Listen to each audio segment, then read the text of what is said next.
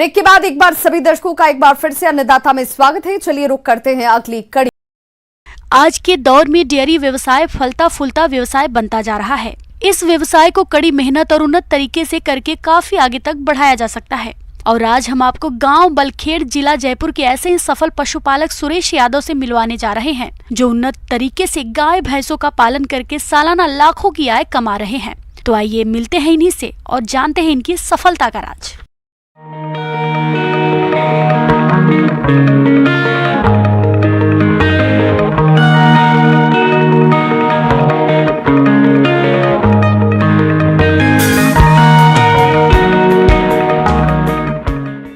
मेरा काम खेती के साथ साथ पशुपालन का भी है, जो आप देख रहे होंगे। तो मैं पहले छोटे स्तर पर पशुपालन करता था, लेकिन मुझे ऐसा लगा कि इसमें कुछ बचत दिख रही है मेरे को, तो खेती के साथ साथ में अपना पशुपालन का भी थोड़ा और काम को बढ़ाया जाए। इसलिए मैंने अपने ये पशु जैसे धीरे धीरे अपने आप बढ़ गए। जैसे ये गाय भी आ गई, भैंस भी आ गई। पशुपालक भाइयों, इनके पास छोटे बड़े कुल पशुओं की संख्या 70 है और ये किसान उन्नत तकनीक से पशुपालन का कार्य करते हैं, जिससे इनकी देखभाल में काफी आसानी रहती है और इनके पशु भी स्वस्थ हैं। और इन पशुओं का उचित प्रबंधन करके ये किसान इनसे अच्छा दूध उत्पादन ले रहे हैं।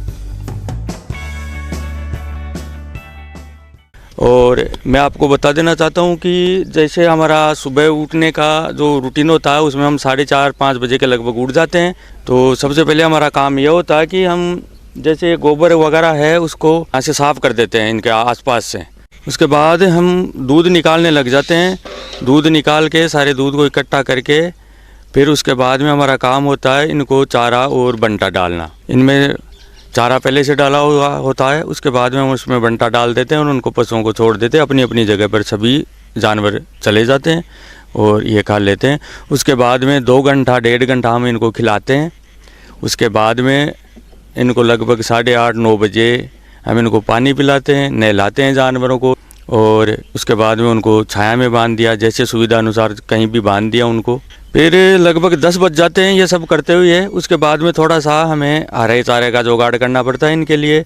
हरा चारा काटा, आधे पौन घंटे में हरा चारा काट लिया और उसके बाद में हम नहा धो के अपने आराम में लग जाते हैं।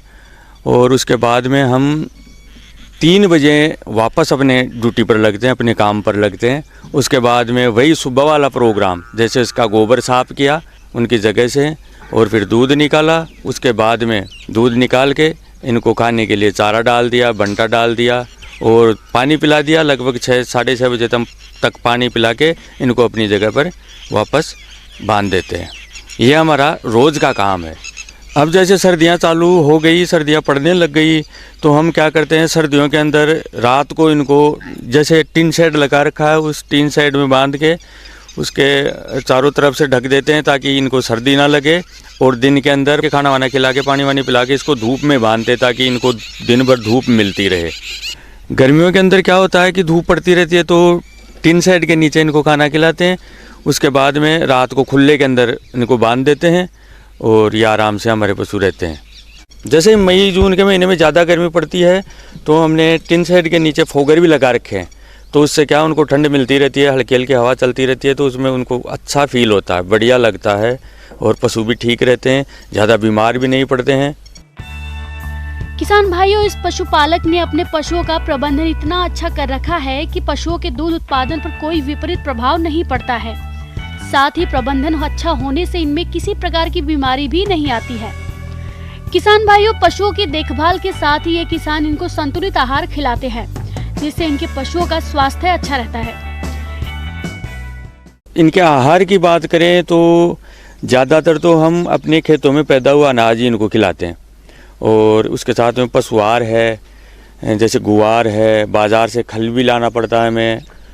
अब इनको जैसे कई अनाज ऐसे हैं जिनको पका कर खिलाना पड़ता है, जैसे गुआर है, काकड़ा भी है, मेथी है, बाजरा है वो इन सब जो अनाज हैं इनको हम क्या है कि पका कर खिलाते हैं, और उसके बाद में उसमें जैसे कुछ पशुआर मिला लिया और चूरू मिला ली उसमें, और कई तरह के प्रोडक्ट जो हैं बाज़ार से लाते हैं वो मिला के इनको सबको एक जगह तैयार करके फिर जो चारा होता है उसके ऊपर डाल देते हैं और अपने पशु आराम से खा लेते हैं। और मिनरल मिक्सचर डॉक्टर्स हमें सलाह देते हैं कि इनको हमेशा दिया करें, तो वो रेगुलर हम मिनरल मिक्सचर इनको समय समय पर देते रहते हैं। और इनकी पेट की सफाई के लिए हम हर 3 महीने से इनको कीड़े मारने की दवा देते हैं। जैसे इसमें कीड़े मारने की एक बार गोली देते हैं, एक बार इंजेक्शन लगवाते हैं। पहली बात तो हमारा मैनेजमेंट ऐसा है कि हम पशुओं के पास में बिल्कुल साफ़ सफाई रखते हैं। जैसे थोड़ी बहुत गंदगी हुई, हम नई मिट्टी डालना हुआ, ऐसा कर देते हैं तो ज़्यादा बीमार हमारे पशु पड़ते नहीं। जैसे मैनेजमेंट ऐसा है तो इसका प्रोडक्शन भी अच्छा होता है। हमने जो ये मैनेजमेंट कर रखा है वो इस तरीके से कर रखा है कि हमें इसमें ज़्यादा लेबर की ज़रूरत नहीं पड़ती। जैसे इसको पानी पिलाना हुआ तो 2-3 जगह पानी पिलाने का अपना कर रखा है कि अलग अलग बांध दिया उनको और फिर खोल के फिर दूसरे को बांध दिया, तो ज़्यादा टाइम नहीं लगता इसमें। और हमारे पशु भी इस तरीके से मैनेजमेंट में हमारे ज़्यादा ना तो बीमार पड़ते हैं और ठीक रहते हैं। समय पे इनकी ब्यात हो जाती है, समय पे छिमन लग जाती है, कोई परेशानी नहीं होती। पशुपालक भाइयों, ये तो हुई इनके डेयरी फार्म के प्रबंधन की बात। अब आइए जानते हैं इनकी आय और लागत के बारे में कि इनको इस डेयरी फार्म से कितनी आय हो रही है और कितना खर्चा हो रहा है खुद इन्हीं से। देने वाले जानवर मेरे पास 12 भैंसें हैं और उनका दूध 1 क्विंटल रोज होता है, और 25 गायें हैं, उनका 2 क्विंटल लगभग उनका दूध होता है रोज का। 55 रुपये किलो तो भैंस का दूध जाता है, उस हिसाब से 5,500 रुपये का तो भैंस का दूध हो गया, और 2 क्विंटल दूध हमारा 8,000 का गाय का दूध हो गया 40 के भाव से। कुल मिलाकर लगभग 13,500 का हमारा रोज़ का दूध जा रहा है। अब इनका खर्चे का बात करें तो 3,000 का तो हमारा चारा हो गया, और 4,000 का हमारा अनाज हो गया, बंटा जैसे भी जो भी है बाज़ार का लिया हुआ वो हो गया।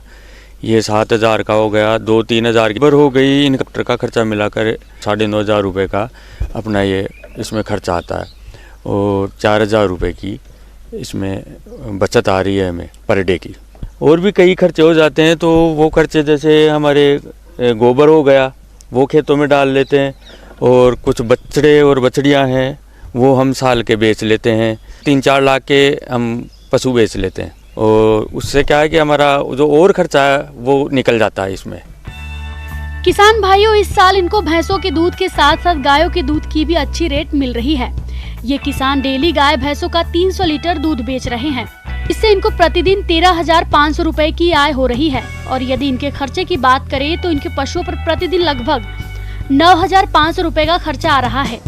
यदि किसान भाइयों इस आमदनी का 13,500 में से कुल खर्चा 9,500 रुपए निकाल दे तो इन्हें प्रतिदिन 4,000 रुपए की शुद्ध बचत हो रही है।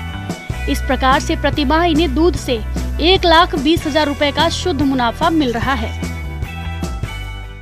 जो भी सारा सिस्टम है, बच्चों की पढ़ाई है और भी कई खर्चे हैं, वो सब हमारा पशुपालन से निकलता है और हम आराम से अपना जीवन गुजार रहे हैं। तो मैं आपसे यही कहना चाहूँगा कि आप भी पशुपालन अपनाएं। ये पानी की जैसे कमी भी है तो आने वाले समय में भी ये दूध की बड़ी मांग रहने वाली है, तो आप दूध का व्यवसाय, पशुपालन का व्यवसाय जरूर करें। आगे और भी हैं खेतीबाड़ी से जुड़ी हुई बहुत सी रोचक जानकारियां, पर यहां रुकेंगे एक छोटे से ब्रेक के लिए, जल्द हाजिर होते हैं।